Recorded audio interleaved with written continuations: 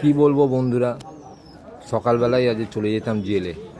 যদি বলেন কেন, তাহলে ঘটনাটা খুলেই বলি। আরে আমার ওই রোজ ঘরেতে এই কাটাপোনা নিয়ে গিয়ে এক হয় ঝামেলা। তা আজকে দেখলাম আছে এই যে বেলে মাছ, দেখুন এই যে দেখতে পাচ্ছেন, এই যে এগুলো হচ্ছে বেলে মাছ।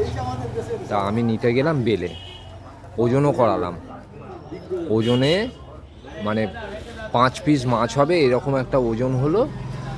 তার দাম শুনে আমার মাথা খারাপ হয়ে গেল। 150 টাকা 300 গ্রাম মাছ, 150 টাকা। মানে কি বলবো আপনাকে, আমি কিলো জিজ্ঞেস করলাম যে কত, 500 টাকা কিলো বলছে। কি অবস্থা গো! আমার তো বেলের দাম শুনে আমার নিজের বুদ্ধি গেল খেলে।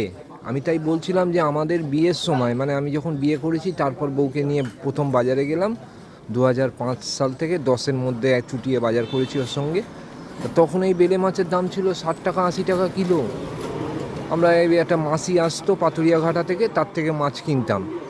তো এইরকম অবস্থা এখন মাছের, বাবা 100 মানে 300 গ্রাম মাছ বলছে 150 টাকা। ভাবা যায়? হ্যাঁ, কি খাবে মানুষ? আমার তো মাথা খারাপ হয়ে গেল বন্ধুরা। আমি দেখুন সাইকেলে করে এসেছি, আমি হাঁপিয়ে গেছি দাম শুনে।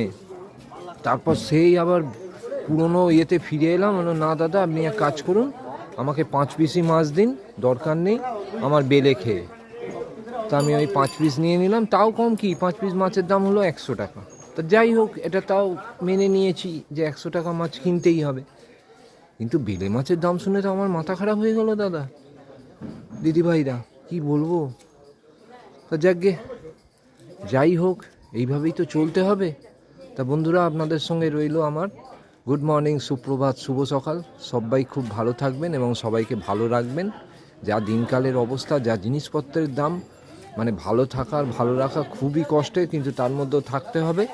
তো এই কামনা নিয়ে প্রথম ভিডিও শেষ করলাম। দেখা হচ্ছে পরের কোনো ভিডিওতে, ঠিক আছে? ততক্ষণের জন্য টাটা।